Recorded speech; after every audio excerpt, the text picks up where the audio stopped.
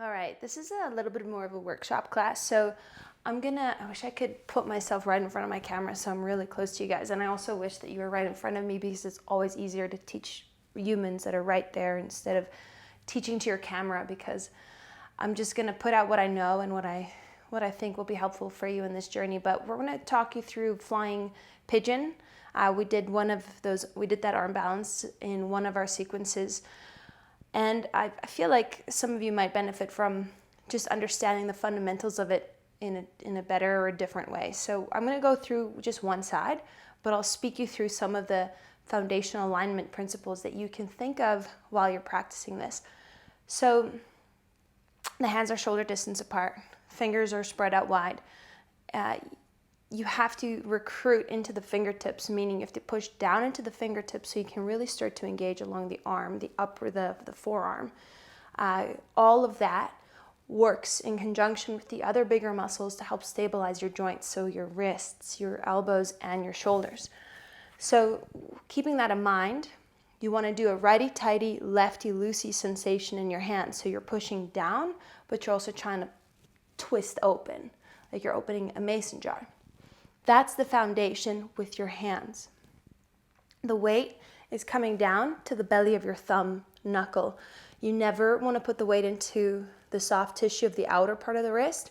You always want to aim the weight into the bone, into the joint, which is to the inside of your wrist. So in chaturanga, in any type of weight bearing in the wrists, you always want to focus the energy into the inside of the wrist. So that counts for high to low plank, side plank, this arm balance that we're about to do. Anything that you're putting weight over your wrist, always to the inside. So when you're coming into the pose, the best way most probably is to come in from that figure 4 position. So the right ankle is over your thigh. And then when you put your hands down, shoulder distance. So a lot of this too is range of motion and flexibility. So if you can't quite touch the floor here, maybe you're using blocks. So you're putting blocks under your hands, which just elevates the floor up to you, which will make this whole pose even more accessible. So hands are shoulder distance, righty-tighty, lefty-loosey. You're clawing into your fingertips because that helps to break and also helps to recruit more muscle. Now, and just keep checking to make sure my video is still recording. So you're gonna chest forward, gaze forward, and start to bend the elbows. Now again, the elbows wanna wing out, so keep the elbows hugging in towards the center, and then your shin will meet the shelves of your triceps. And your right toes will hook, I'm trying to show you here, will hook like that. I hope you can see, will hook around your tricep. And so that will kind of hold you into the position. So placing your hands, gripping the fingertips, pulling the chest forward, and then starting to bend the elbows until your shin meets the backs of your triceps. Now, think chaturanga in the upper back. So your chest comes forward, your elbows are bending, and your shoulders go forward. So a big key in this arm balance is a transfer of weight forward. And in chaturanga, you don't look down, you look forward. You puff your chest up. It's kind of like a cobra spine. So you're going to lean the weight forward, chest up, bring the weight, feel the weight of your hips getting heavy over your triceps.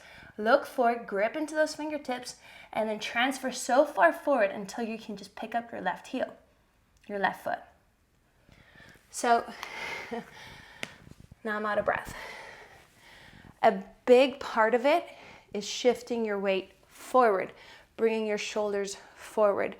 You will never be able to lift the weight of your pelvis up if you keep your shoulders back. And what scares us is nosediving. So you have to rely on your strength. You have to trust in your capabilities, just like life, and you have to channel everything in this little breakdown to get into the pose. So hand shoulder distance, grip the fingertips, bend the elbows like chaturanga arms, pull your chest forward, transfer your shoulders towards the front of your mat without dropping your gaze.